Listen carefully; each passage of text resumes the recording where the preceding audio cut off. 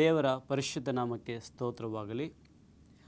Hope ದೂರವಾಣಿಯ ಕನ್ನಡ ಕಾರ್ಯಕ್ರಮವನ್ನು ವೀಕ್ಷಿಸುತ್ತಿರುವ ನಿಮ್ಮೆಲ್ಲರನ್ನು ನಮ್ಮ ಕರ್ತನಾದ ಯೇಸು ಕ್ರಿಸ್ತನ ಪವಿತ್ರ ನಾಮದಲ್ಲಿ ಸ್ವಾಗತಿಸುತ್ತಿದ್ದೇನೆ. ನಾವು ಸ್ವಲ್ಪ ಹೊತ್ತು ದೇವರ ವಾಕ್ಯಗಳನ್ನು ಧ್ಯಾನಿಸಲು ಹೋಗುವುದಕ್ಕಿಂತ ಮುಂಚಿತವಾಗಿ ದೇವರ ಆಶೀರ್ವಾದಗಳನ್ನು ನಾವು ಬೇಡೋಣ. ನಮ್ಮನ್ನು ಬಹಳವಾಗಿ ಪ್ರೀತಿ ಮಾಡುತ್ತಿರುವ ಪರಲೋಕದಲ್ಲಿರುವ ನಮ್ಮ ತಂದೆಯ ಸ್ವಾಮಿ, ಈ ಒಂದು ಸ್ವಲ್ಪ ಹೊತ್ತು ನಿಮ್ಮ ವಾಕ್ಯಗಳನ್ನು ನಾವು ಧ್ಯಾನಿಸಲು ಹೋಗುವಾಗೆ ನಿಮ್ಮ ಪವಿತ್ರಾತ್ಮನ ಶಕ್ತಿಯನ್ನು ನಮ್ಮೆಲ್ಲರ ಮೇಲೆ ಅಭಿಷೇಕಿಸ್ತಾ ಬರಬೇಕೆಂದು ಯೇಸು ಕ್ರಿಸ್ತನ ಪರಿಶುದ್ಧ ನಾಮದಲ್ಲಿ ಬೇಡಿದ್ದೇವೆ ನಮ್ಮ ತಂದೆಯೇ, ಆಮೇನ್. ಪ್ರಿಯರೇ, ನಮ್ಮ ಬೆಂಗಳೂರು ಪಟ್ಟಣದಲ್ಲಿ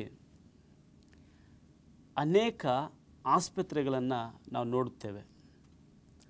ಅದರಲ್ಲಿಯೂ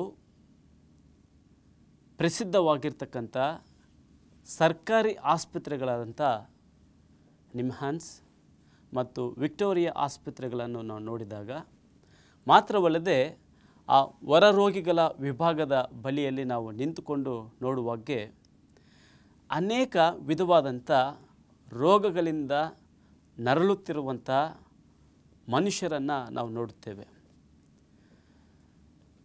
ಅನೇಕ ವಿಧವಾದ ಕಾಯಿಲೆ ಮತ್ತು ಬಾಧೆ ಪಡುವಂಥವರನ್ನು ನಾವು ನೋಡುತ್ತೇವೆ. ಪ್ರಿಯರೇ, ಕುರುಡರು, ಕುಂಟರು, ಕೈಕಾಲು ಬಿದ್ದು ಹೋಗಿರ್ತಕ್ಕಂಥ ಜನ,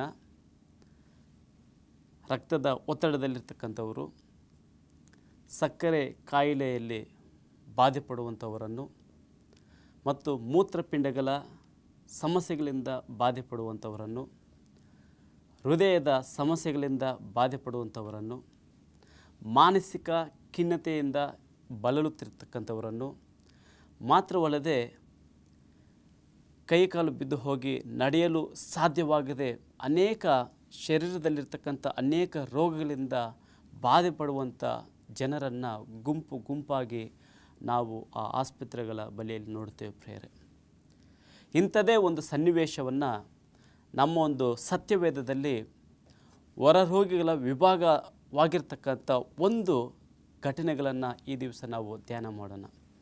ನಮ್ಮ ಸತ್ಯವೇದಗಳನ್ನು ಯೋಹಾನನಿಗೆ ಬರೆದ ಸುವಾರ್ತೆ 5ನೇ ಅಧ್ಯಾಯ 8ನೇ ವಚನಕ್ಕೆ ತಿರುಗಿಸಿರಿ. ಯೇಸು ಅವನಿಗೆ, ಎದ್ದು ನಿನ್ನ ಹಾಸಿಗೆಯನ್ನು ಹೊತ್ತುಕೊಂಡು ನಡೆ ಎಂದು ಹೇಳಿದನು. ಪ್ರಿಯರೇ, ಈ ಒಂದು ಸಮಯದಲ್ಲಿ ದೇವರು ಯಾವ ರೋಗಿಯನ್ನು ಏತಕ್ಕಾಗಿ ನಿನ್ನ ಹಾಸಿಗೆಯನ್ನು ಎತ್ತುಕೊಂಡು ನಡೆ ಎಂಬುದಾಗಿ ಹೇಳಿದನು ಎಂಬುದಾಗಿ ನಾವು ಅದನ್ನು ಧ್ಯಾನಿಸಲು ಹೋಗುವಾಗೆ ಅಲ್ಲಿನ ಒಂದು ಪರಿಸ್ಥಿತಿ, ಅಲ್ಲಿನ ಒಂದು ಪರಿಸ್ಥಿತಿಯನ್ನು ಈ ದಿವಸ ನಾವು ಧ್ಯಾನ ಮಾಡೋಣ. ನಾವು 5ನೇ ಅಧ್ಯಾಯ 2ನೇ ವಚನವನ್ನು ನಾವು ನೋಡಿದಾಗ, ಯೆರೂಸಲೇಮಿನಲ್ಲಿ ಕುರಿ ಅಗಸೆ ಬಾಗಿಲಿನ ಹತ್ತಿರ ಒಂದು ಕೊಳವಿದೆ. ಇಲ್ಲಿ ಕುರಿ ಅಗಸೆ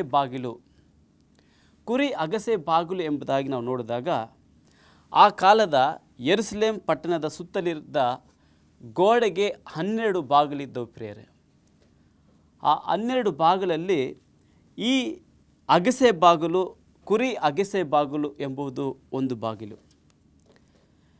ಯೆರೂಸಲೇಮಿನ ದೇವಾಲಯದಲ್ಲಿ ಯಜ್ಞವನ್ನು ಅರ್ಪಿಸುವುದಕ್ಕಾಗಿ ಕುರಿಗಳನ್ನು ಕುರಿ ಅಗಸೆ ಬಾಗಿಲಿನಿಂದ ಹೊಲಕ್ಕೆ ತರುತ್ತಿದ್ದರೆಂಬುದಾಗಿ ನಾವು ನೋಡುತ್ತೇವೆ. ಆ ಕುರಿ ಅಗಸೆ ಬಾಗಿಲಿನಿಂದ ಹತ್ತಿರವೇ ಒಂದು ಕುರಿ ದೊಡ್ಡಿ ಇತ್ತು ಎಂಬುದಾಗಿ ನಾವು ನೋಡುತ್ತೇವೆ. ಪ್ರಿಯರೇ, ಇಸ್ರಾಯೇಲರು ಮತ್ತು ಅವರು ಬಲಿಯನ್ನು ಅರ್ಪಿಸಲು ಬೇಕಾದಂಥ ಕುರಿಗಳನ್ನು ಈ ಒಂದು ಕುರಿ ದೊಡ್ಡಿಯಿಂದ ಕುರಿಗಳನ್ನು ತಂದು ಅವರು ಬಲಿ ಕೊಡುವಂಥದ್ದನ್ನು ನಾವು ನೋಡುತ್ತೇವೆ. ಮಾತ್ರವಲ್ಲದೆ ಈ ಒಂದು ಸ್ಥಳದಲ್ಲಿ ಒಂದು ಕೊಳವನ್ನು ನಾವು ನೋಡುತ್ತೇವೆ. ಅದಕ್ಕೆ ಇಬ್ರಿಯ ಭಾಷೆಯಲ್ಲಿ ಬೆತೆಸ್ತಾ ಎಂಬುದಾಗಿ ನಾವು ನೋಡುತ್ತೇವೆ. ಈ ಬೆತೆಸ್ತಾ ಎಂಬುದಾಗಿ ನಾವು ನೋಡುವಾಗೆ ಬೆತೆಸ್ತಾ ಎಂಬುದರ ಅರ್ಥ ದಯೆ ಅಥವಾ ಕರುಣೆ ಎಂಬುದಕ್ಕೆ ಎಂದು ಅರ್ಥ. ಇಲ್ಲಿ 5 ಮಂಟಪಗಳನ್ನು ನಾವು ನೋಡಬಹುದು. ಈ 5 ಮಂಟಪಗಳಲ್ಲಿ ಅನೇಕ ವಿಧವಾದಂಥ ರೋಗ ಉಳ್ಳ ವ್ಯಕ್ತಿಗಳನ್ನು ಇಲ್ಲಿ ನಾವು ನೋಡುತ್ತೇವೆ ಪ್ರಿಯರೇ. ಕುರುಡರು, ಕುಂಟರು, ಮೈ ಒಣಗಿದವರು, ಬಿದ್ದುಕೊಂಡಿದ್ದರು. ಈ ಕಾಲದಲ್ಲಿ ಆಸ್ಪತ್ರೆಗಳ ಬಳಿ ನಾವು ನೋಡುವಾಗ ಅನೇಕ ರೋಗಿಗಳು ಹೇಗೆ ತಮ್ಮ ಒಂದು ಬಾಧೆಗಳಿಂದ ಅವರು ಸ್ವಸ್ಥತೆ ಹೊಂದಲು, ಗುಣಮುಖರಾಗಲು ಹೇಗೆ ಅವರು ಬಾಧೆಪಟ್ಟು ತವಕ ಪಡುತ್ತಾ ಆ ಆಸ್ಪತ್ರೆಗಳ ಅಂಚಿನಲ್ಲಿ ಅವರು ಬಿದ್ದುಕೊಂಡಿರುವುದನ್ನು ನಾವು ಹೇಗೆ ನೋಡುತ್ತೇವೋ, ಅದೇ ರೀತಿ ಆ ಕಾಲದಲ್ಲಿ ಯೇಸು ಸ್ವಾಮಿ ಈ ಲೋಕದಲ್ಲಿ ಜೀವಿಸಿದಂಥ ಆ ಒಂದು ಸಮಯದಲ್ಲಿ ಅನೇಕ ರೋಗಿಗಳು ಅವರ ರೋಗಗಳನ್ನು ವಾಸಿ ಮಾಡೋದಕ್ಕೋಸ್ಕರ ಆ ಒಂದು ಬೆತಸ್ದ ಎಂಬ ಕೊಳದ ಹತ್ತಿರ ಇದ್ದುದನ್ನು ನಾವು ನೋಡ್ತೇವೆ ಪ್ರಿಯರೇ. ಇಲ್ಲಿ ಅನೇಕ ರೋಗಿಗಳು ಮಾತ್ರವಲ್ಲದೆ ಇನ್ನೂ ಒಬ್ಬ ರೋಗಿಯನ್ನು ನಾವು ನೋಡುತ್ತೇವೆ. ಈ ರೋಗಿಯ ಬಗ್ಗೆ ಈ ದಿವಸ ನಾವು ಹೆಚ್ಚಿನದಾಗಿ ನಾವು ಧ್ಯಾನವನ್ನು ನಾವು ಮಾಡೋಣ. ಅಲ್ಲಿ 38 ವರ್ಷಗಳಿಂದ ರೋಗಿಯಾಗಿದ್ದ ಒಬ್ಬ ಮನುಷ್ಯನು ಇದ್ದನು ಎಂಬುದಾಗಿ. ಈಗಿನ ಆಸ್ಪತ್ರೆಗಳನ್ನು ನಾವು ನೋಡುವಾಗೆ ಒಂದು ಆಸ್ಪತ್ರೆಯಲ್ಲಿ ಹೆಚ್ಚಿನ ರೋಗಿಗಳು ಇದ್ದಂಥ ಪಕ್ಷದಲ್ಲಿ ಆ ಒಂದು ಆಸ್ಪತ್ರೆಯಲ್ಲಿ ಏನೋ ಒಂದು ವಿಶೇಷತೆ ಇದೆ ಎಂಬುದಾಗಿ ನಾವು ಗಮನಿಸಬೇಕು. ಒಂದು ವೇಳೆ ವೈದ್ಯರು ಒಳ್ಳೆ ರೀತಿಯಾದಂಥ ಚಿಕಿತ್ಸೆಯನ್ನು ಮಾಡಬಹುದು, ಅಥವಾ ಅಲ್ಲಿ ಹೋದ ನಂತರ ಅತಿ ಶೀಘ್ರವಾಗಿ ಅವರು ಗುಣಮುಖರಾಗಬಹುದು ಎಂಬುದಾಗಿ ನಾವು ಯೋಚಿಸಬಹುದು ಪ್ರಿಯರೇ. ಈ ಬೆತಸ್ದ ಕೊಳದಲ್ಲಿ ಅನೇಕ ರೋಗಿಗಳು ಬಿದ್ದುಕೊಂಡಿರಲು ಕಾರಣವೇನು? ಈ ಒಂದು ವಿಷಯವನ್ನು ಈ ಒಂದು ಸ್ವಲ್ಪ ಸಮಯದಲ್ಲಿ ನಾವು ಧ್ಯಾನ ಮಾಡೋಣ. ಆ ಬೆತಸ್ದ ಕೊಳದಲ್ಲಿ ನೀರು ಉಕ್ಕುವಾಗ ಇಲ್ಲಿ ಒಬ್ಬ ದೇವದೂತನು ಬಂದು ಆ ನೀರನ್ನು ಅಲುಗಾಡಿಸಿದಾಗ ಎಂತಹ ರೋಗವಿದ್ದಂಥ ಒಬ್ಬ ರೋಗಿ ಆ ಒಂದು ನೀರಿನಲ್ಲಿ ಮೊಟ್ಟ ಮೊದಲು ಬಿದ್ದಾಗ ಅಥವಾ ಆ ನೀರಿನಲ್ಲಿ ಮುಳುಗಿದಾಗ ಆ ವ್ಯಕ್ತಿಗಿರ್ತಕ್ಕಂಥ, ಆ ರೋಗಿಗಿರ್ತಕ್ಕಂಥ ಎಲ್ಲ ವಿಧವಾದಂಥ ರೋಗವು ಗುಣವಾಗುವುದು ಎಂಬುದಾಗಿ ಈ ಒಂದು ವಾಕ್ಯ ಹೇಳುತ್ತದೆ ಪ್ರಿಯರೇ. ಆದ ಕಾರಣ ಆ ಒಂದು ಸಮಯದಲ್ಲಿ ಆ ಒಂದು ಬೆತಸ್ದ ಕೊಳದ ಸ್ಥಳದಲ್ಲಿ ಅನೇಕ ರೋಗಿಗಳನ್ನು ನಾವು ಕಾಣುತ್ತೇವೆ. ಆದರೆ ಇಲ್ಲಿ ಒಂದು ಸಮಸ್ಯೆಯನ್ನು ನಾವು ನೋಡುತ್ತೇವೆ. ಆ ಸಮಸ್ಯೆ ಏನು ಎಂಬುದಾಗಿ ನಾವು ನೋಡುವಾಗ, ಆ ದೇವದೂತನು ಯಾವ ಸಮಯದಲ್ಲಿ ಬಂದು ಆ ನೀರನ್ನು ಅಲುಗಾಡಿಸುತ್ತಾನೋ ಅದು ಯಾರಿಗೂ ಗೊತ್ತಿಲ್ಲ ಪ್ರಿಯರೇ. ಆದ್ದರಿಂದ ಆ ಎಲ್ಲ ರೋಗಿಗಳು ಆ ದೇವದೂತನ ಒಂದು ಬರುವಿಕೆಗಾಗಿಯೂ ಆ ದೇವದೂತನ ಆ ಒಂದು ನೀರು ಅಲುಗಾಡಿಸುವಿಕೆಗೋಸ್ಕರ ಅವರು ಎದುರು ನೋಡುವಂಥದ್ದನ್ನು ನಾವು ನೋಡುತ್ತಿದ್ದೇವೆ ಪ್ರಿಯರೇ. ಈ ಒಂದು ಸಮಯದಲ್ಲಿ ಆ 38 ವರ್ಷಗಳಿಂದ ಬಿದ್ದಿರ್ತಕ್ಕಂಥ ರೋಗಿಯ ಬಗ್ಗೆ ನಾವು ಹೆಚ್ಚಾಗಿ ಧ್ಯಾನ ಮಾಡೋಣ. ಆ ರೋಗಿಯ ಸ್ಥಿತಿ ಏನಾಗಿತ್ತು? ಯೇಸು ಸ್ವಾಮಿಯು ಆ ಒಂದು ಸ್ಥಳಕ್ಕೆ ಬರುವುದಕ್ಕಿಂತ ಮುಂಚೆ ಆ ರೋಗಿಯ ಸ್ಥಿತಿಯನ್ನು ನಾವು ಗಮನಿಸೋಣ. ಆ ರೋಗಿಯ ಸ್ಥಿತಿ ಏನಾಗಿತ್ತು ಎಂಬುದಾಗಿ ನಾವು ನೋಡಿದಾಗ, ಆ ರೋಗಿಗೆ ಮೈ ಒಣಗಿ ಹೋಗಿದ್ದರಿಂದ ಅವನ ಕಾಲಿನಿಂದ ನಡೆಯಲು ಸಾಧ್ಯವಿಲ್ಲ, ಅವನ ಕೈನಿಂದ ಮುಂದೆ ಹೋಗಲು ಸಾಧ್ಯವಿಲ್ಲದಂಥ ರೀತಿಯಲ್ಲಿ ಆ ಮನುಷ್ಯನು ಇದ್ದನೆಂಬುದಾಗಿ ನೋಡ್ತೇವೆ. ಒಂದು ಒಣಗಿ ಹೋಗಿರ್ತಕ್ಕಂಥ ಮರದ ಕೊಂಬಿನ ಹಾಗೆ ಆತನು ಒಂದೇ ಸ್ಥಳದಲ್ಲಿ ಬಿದ್ದಿರ್ತಕ್ಕಂಥದ್ದನ್ನು ನಾವು ನೋಡುತ್ತೇವೆ ಪ್ರಿಯರೇ. ಮಾತ್ರವಲ್ಲದೆ ಆ ರೋಗಿಯು ಅಶಕ್ತನಾಗಿದ್ದನು. ಒಂದು ವೇಳೆ ಟಿ ವಿ ನೋಡುವ ಈ ದೂರದರ್ಶನದ ಮುಂದೆ ಕುಳಿತಿರ್ತಕ್ಕಂಥ ನಮ್ಮಲ್ಲಿ ಅಥವಾ ನನಗೂ ಸಹ ಒಂದು ವೇಳೆ 1-2 ದಿವಸ ಅನಾರೋಗ್ಯದಿಂದ ನಾವು ಬಳಲುವಾಗೆ ನಮ್ಮ ಒಂದು ಮುಖ, ನಮ್ಮ ಒಂದು ಶರೀರದ ಒಂದು ಆಕಾರ ಎಲ್ಲವೂ ನಿಶಕ್ತರಾಗಿ ನಾವು ಜೀವಿಸುತ್ತೇವೆ ಪ್ರಿಯರೇ. ಒಂದು ವೇಳೆ 15 ದಿನಗಳಿಂದ ಒಬ್ಬ ರೋಗ ಪೀಡಿತನಾಗಿದ್ದಂಥ ಪಕ್ಷದಲ್ಲಿ ಅವನು ಅಶಕ್ತನಾಗುತ್ತಾನೆ. ಅವನ ಕೈಯಲ್ಲಿ ಎದ್ದು ನಡೆಯಲು ಸಹ ಸಾಧ್ಯವಾಗುವುದಿಲ್ಲ. ಆತನು ಯಾವುದೇ ರೀತಿಯಾದಂಥ ಮಾತುಗಳನ್ನು ಸಹ ಆಡಲು ಸಾಧ್ಯವಿಲ್ಲ ಪ್ರಿಯರೇ. ಅದೇ ಅಲ್ಲದೆ ಒಂದು ವೇಳೆ 30 ದಿನಗಳಿಂದ ರೋಗಿಯಾಗಿದ್ದರೆ ಅವನು ಬಹು ಬಲಹೀನನಾಗುತ್ತಾನೆ. 30 ದಿನಗಳಿಂದ ರೋಗಿಯಾಗಿದ್ದರೆ ಅವನು ಬಹು ಬಲಹೀನನಾಗುತ್ತಾನೆ ಪ್ರಿಯರೇ. ಅವನನ್ನು ಕೂಡಿಸಲು, ಎಬ್ಬಿಸಲು, ಊಟ ಮಾಡಿಸಲು ಮತ್ತೊಬ್ಬನ ಸಹಾಯ ಬೇಕೇ ಬೇಕು. ಆದರೆ ಈ 38 ವರ್ಷಗಳಿಂದ ರೋಗಿಯಾಗಿದ್ದ ಈ ವ್ಯಕ್ತಿಯ ಸ್ಥಿತಿಯನ್ನು ನಾವು ಗಮನಿಸಿದಾಗ ಅದು ತುಂಬ ಘೋರದಾಯಕವಾಗಿರುತ್ತದೆ ಮತ್ತು ಚಿಂತಾದಾಯಕವಾಗಿರುತ್ತದೆ ಪ್ರಿಯರೇ. ಆತನು 38 ವರ್ಷಗಳಿಂದ ಆ ಒಂದು ಬೆತಸ್ತದ ಕೊಳದ ಬಳಿಯಲ್ಲಿ ತನ್ನ ಒಂದು ಸ್ವಸ್ಥತೆಗೋಸ್ಕರ ತಾನು ಹೇಗಾದರೂ ಈ ಒಂದು ಸ್ಥಳದಿಂದ ಸ್ವಸ್ಥತೆಯನ್ನು ಹೊಂದಿ ತನ್ನ ಕುಟುಂಬದವರೊಡನೆ ಸಂತೋಷವಾಗಿ ಜೀವಿಸಲು ಆತನು ಆಶೆಯಿಂದ ಇರತಕ್ಕಂಥದ್ದನ್ನು ನಾವು ನೋಡ್ತೇವೆ. ಆದರೆ 38 ವರ್ಷಗಳಿಂದ ಯಾವುದೇ ಇದೆಯುವಂಥ ನಿರೀಕ್ಷೆ ಇಲ್ಲದೆ, ಒಬ್ಬರ ಸಹಾಯವಿಲ್ಲದೆ ಅದೇ ಸ್ಥಿತಿಯಲ್ಲಿ ಆ ಮನುಷ್ಯ ಬಿದ್ದಿರುವುದನ್ನು ನಾವು ನೋಡ್ತೇವೆ ಪ್ರಿಯರೇ. ಮತ್ತು ಇನ್ನೊಂದು ಆ ವ್ಯಕ್ತಿಯಲ್ಲಿ ನಾವು ನೋಡುವಂಥದ್ದು ಒಬ್ಬಂಟಿಗನಾಗಿದ್ದನು ಪ್ರಿಯರೇ. ಮೊದಲನೇದಾಗಿ ಆ ರೋಗಿಯ ಸ್ಥಿತಿ ಮೈ ಹೊನೆಗೂ ಹೋಗಿತ್ತು. ಎರಡನೇದಾಗಿ ಆ ರೋಗಿಯು ನಿಶಕ್ತನಾಗಿದ್ದನು ಅಥವಾ ಅಶಕ್ತನಾಗಿದ್ದನು. ಮೂರನೇದಾಗಿ ಒಬ್ಬಂಟಿಗನಾಗಿದ್ದನು. ಈ ರೋಗಿಯು ಅಸಹಾಯಕನಾಗಿದ್ದನು. ಮಾತ್ರವಲ್ಲದೆ ಆ ಯೇಸುಸ್ವಾಮಿಯು ಆ ರೋಗಿಯ ಬಳಿ ಬಂದಾಗ ಆತನು, ಸ್ವಾಮಿ, ನೀರು ಹುಕ್ಕುವಂಥ ಸಮಯದಲ್ಲಿ ನನ್ನನ್ನು ಯಾರು ಅದರಲ್ಲಿ ಬಿಡುವವರು ಯಾರೂ ಇಲ್ಲ ಎಂಬುದಾಗಿ ಅವನು ಹೇಳುವಂಥದ್ದನ್ನು ನಾವು ನೋಡ್ತೇವೆ. ನನ್ನನ್ನು ಕೊಳದೊಳಗೆ ಇಳಿಸುವವರು ಒಬ್ಬರೂ ಇಲ್ಲ ಎಂಬುದಾಗಿ ಆತನು ಹೇಳುವುದನ್ನು ನಾವು ನೋಡುತ್ತೇವೆ ಪ್ರಿಯರೇ. ಆತನಿಗೆ ಯಾವುದೇ ವಿಧವಾದಂಥ ರಿಲೇಟಿವ್ಸ್ ಅಥವಾ ಸಂಬಂಧಿಕರು ಇಲ್ಲ ಎಂಬುದಾಗಿ ನಾವು ನೋಡ್ತೇವೆ. ಯಾವುದೇ ವಿಧವಾದಂಥ ಸ್ನೇಹಿತರು ಆತನಿಗೆ ಇರಲಿಲ್ಲ ಎಂಬುದಾಗಿ ನಾವು ನೋಡುತ್ತೇವೆ. ಯಾರಿಗಾದರೂ ಅನಾರೋಗ್ಯವಾದಾಗ ಅಟ್ಲೀಸ್ಟ್ ಅವರನ್ನು ಆಸ್ಪತ್ರೆಗೆ ಕರೆದುಕೊಂಡು ಹೋಗಲು ಕುಟುಂಬದವರಾಗಿರಲಿ, ಸ್ನೇಹಿತರಾಗಿರಲಿ ಅವರಿಗೆ ಸಹಾಯವನ್ನು ಮಾಡುತ್ತಾರೆ. ಆದರೆ ಈ 38 ವರ್ಷದಿಂದ ಬಾಧೆಪಡುತ್ತಿರತಕ್ಕಂಥ ಈ ಮನುಷ್ಯನಿಗೆ ಯಾವುದೇ ವಿಧವಾದಂಥ ಸಹಾಯ ಆತನಿಗೆ ಇಲ್ಲ ಎಂಬುದಾಗಿ ನೋಡ್ತೇವೆ. ಅಲ್ಲಿ ಅನೇಕ ಜನರು ಅವರವರು ಸ್ವಸ್ಥತೆಯನ್ನು ಹೊಂದಿ, ಅವರವರು ಸೌಖ್ಯತೆಯನ್ನು ಹೊಂದಿ ತಮ್ಮ ಗೃಹಗಳಿಗೆ ಹೋಗಲು ಅವರು ಸ್ವಾರ್ಥತೆಯಿಂದ ಇದ್ದುದನ್ನು ನಾವು ಇಲ್ಲಿ ಗಮನಿಸ್ಬೋದು ಪ್ರಿಯರೇ. ಮಾತ್ರವಲ್ಲದೆ ನಿರಾಶೆಯಿಂದ ಇದ್ದನು.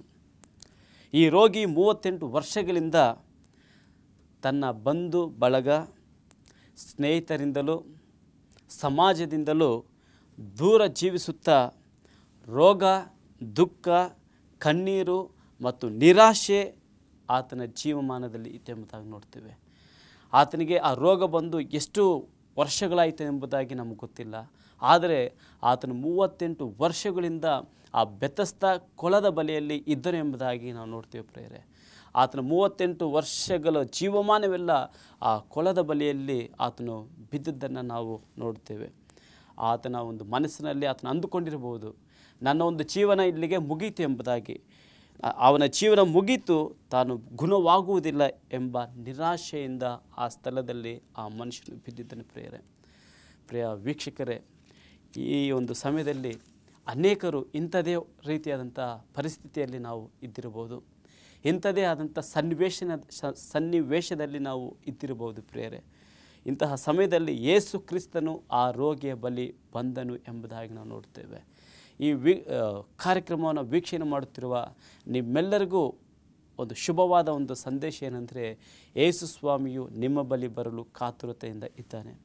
ಪ್ರಿಯರೇ, ನಾವು ಗಮನಿಸಬೇಕಂತ ವಿಷಯ, ಆ ರೋಗಿಯು ಯೇಸುವಿನ ಬಳಿಗೆ ಬರಲಿಲ್ಲ. ಆ ರೋಗಿಯು ಯೇಸುವಿನ ಬಳಿಗೆ ಬರಲಿಲ್ಲ, ಆದರೆ ಯೇಸು ಕ್ರಿಸ್ತನು ಆ ರೋಗಿಯ ಬಳಿ ಬಂದನು ಎಂಬುದಾಗಿ ಪ್ರಿಯರೇ.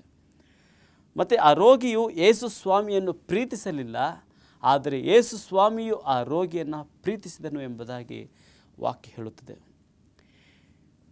ಮನುಷ್ಯಕುಮಾರನು ಕೆಟ್ಟು ಹೋಗಿರುವುದನ್ನು ಹುಡುಕಿ ರಕ್ಷಿಸಲು ಈ ಲೋಕಕ್ಕೆ ಬಂದನು ಎಂಬುದಾಗಿ ಲೂಕನಿಗೆ ಬರೆದ ಸುವಾರ್ತೆ 19:10 ವಚನದಲ್ಲಿ ನಾವು ನೋಡ್ತೀವಿ. ಮಾತ್ರವಲ್ಲದೆ ದೇವರು ಆ ಒಂದು ಮಾರ್ಗವಾಗಿ ಬಂದು ಆ ರೋಗಿಯನ್ನು ನೋಡಿ ಕನಿಕರ ಪಟ್ಟನು ಎಂಬುದಾಗಿ ಪ್ರಿಯರೇ. ಇವತ್ತು ಈ ಒಂದು ಸಮಸ್ಯೆಗಳಿಂದ, ಕುಟುಂಬದ ಸಮಸ್ಯೆ, ಆರ್ಥಿಕ ಸಮಸ್ಯೆ, ಅನೇಕ ವಿಧವಾದಂಥ ವ್ಯಕ್ತಿಗತವಾದಂಥ ಸಮಸ್ಯೆಗಳಿಂದ ನಾವು ಜೀವಿಸಿದಂಥ ಪಕ್ಷದಲ್ಲಿ ದೇವರು ನಮ್ಮ ಸಂಗಡ ಬರುತ್ತಾನೆ, ನಮ್ಮ ಬಳಿಗೆ ಬರುತ್ತಾನೆ ಎಂಬುದನ್ನು ನಾವು ಮರೆಯಬಾರದು.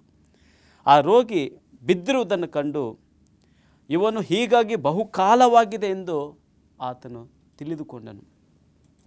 ಪ್ರಿಯರೇ, ಕರ್ತನಾದ ಯೇಸು ಕ್ರಿಸ್ತನಿಗೆ ಆ ರೋಗಿಯ ಚರಿತ್ರೆಯ ಬಗ್ಗೆ ಯಾರೂ ಹೇಳಿರಲಿಲ್ಲ, ಅಥವಾ ಆ ರೋಗಿಯು ತನ್ನೊಂದು ಪರಿಸ್ಥಿತಿ ಈ ರೀತಿ ಇದೆ ಎಂಬುದಾಗಿ ಯೇಸು ಸ್ವಾಮಿಗೆ ಆತನು ತನ್ನ ಚರಿತ್ರೆಯನ್ನು ಪರಿಚಯ ಮಾಡಲಿಲ್ಲ ಪ್ರಿಯರೇ. ಕರ್ತನು ಯೇಸು ಕ್ರಿಸ್ತನು ಸರ್ವಜ್ಞಾನಿಯಾದ ದೇವರು ಮತ್ತು ಮನುಷ್ಯನ ಹುಟ್ಟು, ಮನುಷ್ಯನ ಸಾವು ಮತ್ತು ಮನುಷ್ಯನಿಗೆ ನಡೆಯುವಂಥ ಪ್ರತಿ ಒಂದೊಂದು ಕಾರ್ಯಗಳು ಸಹ ಯೇಸು ಸ್ವಾಮಿಯು ಬಲ್ಲವನಾಗಿದ್ದಾನೆ ಪ್ರಿಯರೇ. ದೇವರಿಗೆ ಎಲ್ಲವೂ ಗೊತ್ತು, ಆತನು ಸರ್ವಜ್ಞಾನಿ. ನಾವು ಮನದಲ್ಲಿ ಅಂದುಕೊಳ್ಳುವುದು ಅಥವಾ ನಾವು ನೋಟಕ್ಕೆ ಒಂದು ರೀತಿ ನಾವು ಕಾಣಿಸ್ಬೋದು ಪ್ರಿಯರೇ, ಆದರೆ ಒಳಗಿನ ಪ್ರತಿಯೊಂದು ಆಲೋಚನೆಗಳನ್ನು ಬಲ್ಲ ದೇವರು ಒಬ್ಬನೇ, ಆತನೇ ನಮ್ಮ ಕರ್ತನಾದ ಯೇಸು ಕ್ರಿಸ್ತನೆಂಬುದಾಗಿ ನಾವು ಮರೆಯಬಾರದು. ಆತನು ದೇವರಾಗಿರುವುದರಿಂದಲೇ ಲೋಕದ ಎಲ್ಲ ಮಾನವನ ಜೀವಿತವನ್ನು, ನಡತೆಯನ್ನು, ಅಂತ್ಯವನ್ನು ಚೆನ್ನಾಗಿ ತಿಳಿದಿದ್ದಾನೆ. ಈ ಕಾರ್ಯಕ್ರಮವನ್ನು ವೀಕ್ಷಿಸುತ್ತಿರುವ ಪ್ರತಿಯೊಬ್ಬರ ಸಮಸ್ಯೆಗಳನ್ನು ಬಲ್ಲವನಾಗಿದ್ದಾನೆ ಪ್ರಿಯರೇ. ಯೇಸು ರೋಗಿಯನ್ನು ಸ್ವಸ್ಥ ಮಾಡಿದ್ದು, ಇಂಥ ಒಂದು ಪರಿಸ್ಥಿತಿಯಲ್ಲಿದ್ದಂಥ ಆ ರೋಗಿಯ ಬಳಿ ಯೇಸು ಸ್ವಾಮಿ ಬಂದು ಆತನು ಸ್ವಸ್ಥ ಮಾಡಬೇಕೆಂಬುದಾಗಿ ಆತನು ಕೇಳಿದಾಗ, ಆತನು ನಾನು 38 ವರ್ಷಗಳಿಂದ ಈ ಒಂದು ಸ್ಥಳದಲ್ಲಿದ್ದೇನೆ, ನನ್ನನ್ನು ಯಾರೂ ಆ ಕೊಳದೊಳಕ್ಕೆ ಇಳಿಸುವವರು ಇಲ್ಲ ಎಂಬುದಾಗಿ ಹೇಳಿದ್ದನ್ನು ನಾವು ನೋಡುತ್ತೇವೆ ಪ್ರಿಯರೇ. ಆ ಸಮಸ್ಯೆಯನ್ನು ಕೇಳಿದ ಕೂಡಲೇ ಯೇಸು ಅವನಿಗೆ ಎದ್ದು ನಿನ್ನ ಹಾಸಿಗೆಯನ್ನು ಹೊತ್ತುಕೊಂಡು ನಡೆ ಎಂಬುದಾಗಿ ಹೇಳಿದನು ಪ್ರಿಯರೇ. ಆ ಕ್ಷಣವೇ ಯೇಸು ಸ್ವಾಮಿಯ ಮಾತಿನ ಮೇರೆಗೆ ಆ ಕ್ಷಣದಲ್ಲೇ 38 ವರ್ಷಗಳಿಂದ ಬಿದ್ದಿರ್ತಕ್ಕಂಥ ಆ ರೋಗಿಯು ತನ್ನ ಹಾಸಿಗೆಯನ್ನು ಹೊತ್ತುಕೊಂಡು ನಡೆದನು ಎಂಬುದಾಗಿ. ತನ್ನನ್ನು 38 ವರ್ಷಗಳಿಂದ ಒಂದೇ ಸ್ಥಳದಲ್ಲಿ ಬಿದ್ದಿರ್ತಕ್ಕಂಥ ಈ ಒಬ್ಬ ರೋಗಿ ಯೇಸು ಸ್ವಾಮಿಯ ಮಾತುಗಳನ್ನು ಕೇಳಿದ ತಕ್ಷಣ ಆ ಯೇಸು ಕ್ರಿಸ್ತನ ಮಾತುಗಳು ಆತನ ಕಿವಿಯಲ್ಲಿ ಹೋಗಿ ಆತನ ನರ ನಾಡಿಗಳನ್ನು, ಪ್ರತಿಯೊಂದದ್ದು ಅಂಗಾಂಗಗಳನ್ನು ಚೈತನ್ಯಪಡಿಸಿದೆ ಎಂಬುದಾಗಿ ನಾವು ನೋಡುತ್ತೇವೆ ಪ್ರಿಯರೇ. ಆತನು ಸ್ವಸ್ಥನಾದದ್ದು ಹೇಗೆ ಎಂಬುದಾಗಿ ನಾವು ನೋಡಿದಾಗ ಕರ್ತನಾದ ಯೇಸು ಕ್ರಿಸ್ತನ ಮಾತುಗಳಿಂದ. ಆತನ ಮಾತಿನಲ್ಲಿ ಜೀವವಿತ್ತು, ಆತನ ಮಾತಿನಲ್ಲಿ ದೈವಿಕ ಶಕ್ತಿ ಇತ್ತು ಪ್ರಿಯರೇ. ಮಾತ್ರವಲ್ಲದೆ ಆತನ ಮಾತಿನಲ್ಲಿ ಅಧಿಕಾರವಿತ್ತು. ಏಕೆಂದರೆ ಕೀರ್ತನೆ 33:9 ನಾವು ನೋಡಿದಾಗ, ಆತನು ನುಡಿದ ಮಾತ್ರಕ್ಕೆ ಸಮಸ್ತವೂ ಉಂಟಾಯಿತು, ಆತನು ಆಜ್ಞಾಪಿಸುತ್ತಲೇ ಸರ್ವವೂ ಸ್ಥಾಪನೆ ಆಯಿತು ಎಂಬುದಾಗಿ ಪ್ರಿಯರೇ. ದೇವರ ಪ್ರತಿ ಒಂದೊಂದು ಮಾತಿನಲ್ಲಿ ಶಕ್ತಿ ಇದೆ ಸ್ವಾಮಿ. ಆ ಒಂದು ಶಕ್ತಿಯಿಂದ ಆ 38 ವರ್ಷಗಳಿಂದ ರೋಗದಿಂದ ಬಿದ್ದಿರ್ತಕ್ಕಂಥ ಮನುಷ್ಯನು ಎದ್ದು ತನ್ನ ಹಾಸಿಗೆಯನ್ನು ಎದ್ದು ಹೊತ್ತುಕೊಂಡು ನಡೆಯುವಂತೆ ಸಾಧ್ಯವಾಯಿತು ಪ್ರಿಯರೇ. ಪ್ರಿಯ ವೀಕ್ಷಕರೇ, 38 ವರ್ಷಗಳಿಂದ ಆ ರೋಗಿಯು ಮೈಬತ್ತಿ ಹೋಗಿತ್ತು. ಅವನ ಇಡೀ ಜೀವಮಾನವೆಲ್ಲ ರೋಗ, ಕಷ್ಟ, ಇಕ್ಕಟ್ಟು, ಸಮಸ್ಯೆ, ನಿರಾಶೆ, ಕಣ್ಣೀರಿನಿಂದ ಬೇಸತ್ತು ಜಿಗುಪ್ಸೆಯಾಗಿದ್ದನು ಪ್ರಿಯರೇ. ಅಂತಹ ಸಮಯದಲ್ಲಿ ಯೇಸು ಕ್ರಿಸ್ತನು ಆತನ ಬಳಿ ಬಂದು ಮನುಷ್ಯರಿಗೆ ಅಸಾಧ್ಯವಾದಂಥ ಕಾರ್ಯವನ್ನು, ಮನುಷ್ಯರಿಗೆ ಕಷ್ಟಕರವಾಗಿರ್ತಕ್ಕಂಥ ಕಾರ್ಯವನ್ನು ಅಲ್ಲಿ ಯೇಸು ಸ್ವಾಮಿಯು ಮಾಡಿದನು ಪ್ರಿಯರೇ. ಇಂದು ಈ ಕಾರ್ಯಕ್ರಮ ವೀಕ್ಷಿಸುತ್ತಿರುವ ನಿಮ್ಮಲ್ಲಿ ಒಂದು ವೇಳೆ ನಿರಾಶೆಯಿಂದ ಕೂಡಿರ್ಬೋದು, ಒಂದು ವೇಳೆ ನೀವು ಜಿಗುಪ್ಸೆಯಿಂದ ನೀವು ಕೂಡಿರ್ಬೋದು. ನಮಗಿರ್ತಕ್ಕಂಥ ಈ ಒಂದು ಅನಾರೋಗ್ಯ, ನಮಗಿರ್ತಕ್ಕಂಥ ಈ ಒಂದು ಶಾರೀರಿಕ ತೊಂದರೆ ಇಂದ ನಾವು ವಾಸಿಯಾಗಲು ಸಾಧ್ಯವಿಲ್ಲ ಎಂಬುದಾಗಿ ನಾವು ಅಂದುಕೊಂಡಿರ್ಬೋದು. ಅನೇಕ ಆಸ್ಪತ್ರೆಗಳನ್ನು ನಾವು ನೋಡಿರ್ಬೋದು, ಅನೇಕ ವೈದ್ಯರ ಬಳಿ ನಾವು ಹೋಗಿರ್ಬೋದು, ನಮ್ಮಲ್ಲಿರ್ತಕ್ಕಂಥ ಹಣವನ್ನು ವ್ಯಯ ಮಾಡಿರ್ಬೋದು. ಆದಾಗ್ಯೂ ನಮಗೆ ಆ ಒಂದು ಸ್ವಸ್ಥತೆ ಬಾರದ ಕಾರಣ ನಾವು ಜಿಗುಪ್ಸೆಯನ್ನು ನಾವು ಹೊಂದಬಾರದು ಪ್ರಿಯರೇ. ನಾವು ನಿರಾಶೆಯನ್ನು ನಾವು ಹೊಂದಬಾರದು. ಯಾಕೆಂದರೆ ಕುಟುಂಬದಲ್ಲಿ ಶಾಂತಿ ಒಂದು ವೇಳೆ ಇಲ್ಲದ ಇದ್ದಂಥ ಸಮಯದಲ್ಲಿ ನಿರಾಶರಾಗಬಾರದು. ಸಮಾಧಾನ ನೆಮ್ಮದಿ ಇಲ್ಲದೇ ಇದ್ದಂಥ ಪಕ್ಷದಲ್ಲಿ ನಾವು ನಿರಾಶೆಯಾಗದೆ ಜಿಗುಪ್ಸೆಯನ್ನು ನಾವು ಹೊಂದದಂತೆ ಆ 38 ವರ್ಷದ ರೋಗಿಯನ್ನು ಹೇಗೆ ದೇವರು ಆತನನ್ನು ಬರೀ ಮಾತಿನಿಂದ ಸ್ವಸ್ಥ ಮಾಡಿದನೋ ಆ ಒಂದು ದೇವರು, ಆ ಅದ್ಭುತಗಳನ್ನು ಮಾಡುವಂಥ ದೇವರು, ಮಹತ್ ಕಾರ್ಯಗಳನ್ನು ಮಾಡುವಂಥ ದೇವರು, ಭೂಮಿ ಆಕಾಶಗಳನ್ನು ಆತನ ಮಾತಿನ ಮೂಲಕ ಉಂಟು ಮಾಡಿರ್ತಕ್ಕಂಥ ದೇವರು, ಗಾಳಿ ಮತ್ತು ನೀರನ್ನು ಬರೀ ಮಾತಿನಿಂದ ಗದ್ದರಿಸಿದ ದೇವರು ಈ ದಿವಸ ನಿಮ್ಮೆಲ್ಲರ ಸಮಸ್ಯೆಗಳನ್ನು, ನಿಮ್ಮೆಲ್ಲ ವ್ಯಕ್ತಿಗತ ಜೀವಿತವನ್ನು ಆತನು ಕಾಪಾಡುತ್ತಾನೆ. ನಿಮಗಿರ್ತಕ್ಕಂಥ ಎಲ್ಲ ರೋಗಗಳನ್ನು, ಅನಾರೋಗ್ಯಗಳನ್ನು, ಎಲ್ಲ ಸಮಸ್ಯೆಗಳನ್ನು ಆತನು ತೆಗೆದುಹಾಕುತ್ತಾನೆ. ಪ್ರಿಯರೇ, ಕರ್ತನಾದ ಯೇಸು ಕ್ರಿಸ್ತನನ್ನು ನಿಮ್ಮ ಬಳಿಗೆ ಬರುವನು, ನಿಮ್ಮ ಅವಶ್ಯಕತೆಗಳನ್ನು ಪೂರೈಸುವನು. ಪ್ರಿಯರೇ, ದೇವರಿಗೆ ಅಸಾಧ್ಯವಾದದ್ದು ಯಾವುದೇ ಇಲ್ಲ. ದೇವರು ಅನೇಕ ಮಹತ್ ಕಾರ್ಯಗಳನ್ನು ಮಾಡುತ್ತಾನೆ. ದೇವರು ಈ ಕೆಟ್ಟು ಹೋಗಿರ್ತಕ್ಕಂಥ ಈ ಲೋಕಕ್ಕೆ ಆತನು ಹುಡುಕಿ ರಕ್ಷಿಸಲು ಹೇಗೆ ಬಂದನೋ ಅದೇ ರೀತಿ ಲೋಕದಲ್ಲಿ ಜೀವಿಸುವಂಥ ಪ್ರತಿ ಒಬ್ಬೊಬ್ಬರನ್ನು, ಪಾಪದಿಂದ ದೇವರಿಂದ ದೂರ ಇರತಕ್ಕಂಥವರನ್ನು, ದೇವರಿಗೆ ವಿರುದ್ಧವಾದಂಥ ಕಾರ್ಯಗಳನ್ನು ಮಾಡುತ್ತಿರುವವರನ್ನು ಆತನು ಎಂದೂ ಸದಾ ಆತನು ಪ್ರೀತಿಸುತ್ತಾನೆ. ಆತನು ಸದಾ ಅವರನ್ನು ಕನಿಕರಿಸುತ್ತಾನೆ. ಆತನ ಪ್ರೀತಿಯಿಂದ ಆತನು ತನ್ನ ಕಡೆಗೆ ಆತನು ತನ್ನ ಮಗಳೇ ಬನ್ನಿರೆಂಬುದಾಗಿ ಆಹ್ವಾನ ನೀಡುತ್ತಾನೆ. ಪ್ರಿಯರೇ, ಆದ್ದರಿಂದ ಈ ಒಂದು ಸಮಯದಲ್ಲಿ ನಾವು ನಂಬಿಕೆಯಿಂದ ಮಾತ್ರ ಇರಬೇಕು. ನಂಬಿಕೆ ಇದ್ದಂಥ ಪಕ್ಷದಲ್ಲಿ ದೇವರು ನಮ್ಮನ್ನು ಕಾಪಾಡುತ್ತಾನೆ. ದೇವರು ನಮ್ಮ ಬಳಿ ಬರುತ್ತಾನೆ. ಪ್ರಿಯರೇ, ನಮ್ಮ ಪಾಪಗಳು ಕಡು ಕೆಂಪಾಗಿದ್ದಾಗ್ಯೂ ಅವುಗಳನ್ನು ಹಿಮದ ಹಾಗೆ ಬಿಳುಪು ಮಾಡುತ್ತೇನೆಂಬುದಾಗಿ ವಾಗ್ದಾನ ಮಾಡಿರ್ತಕ್ಕಂಥ ಆ ದೇವರು 38 ವರ್ಷಗಳಿಂದ ರೋಗದಿಂದ ಬಿದ್ದಿರ್ತಕ್ಕಂಥ ಆ ವ್ಯಕ್ತಿಯನ್ನು ಅದ್ಭುತ ಮಾಡಿದಂಥ ದೇವರು ಈ ಒಂದು ದಿನದಲ್ಲಿ ನಿಮ್ಮನ್ನು, ನಿಮ್ಮ ಕುಟುಂಬಗಳನ್ನು ದೇವರು ಆಶೀರ್ವದಿಸಿ ನಿಮ್ಮನ್ನು ಬಲಪಡಿಸುತ್ತಾನೆ. ಪ್ರಿಯರೇ, ನಾವೆಲ್ಲ ತಲೆಗಳನ್ನು ಬಾಗಿ ದೇವರ ಒಂದು ಆಶೀರ್ವಾದಗಳನ್ನು ಬೇಡೋಣ.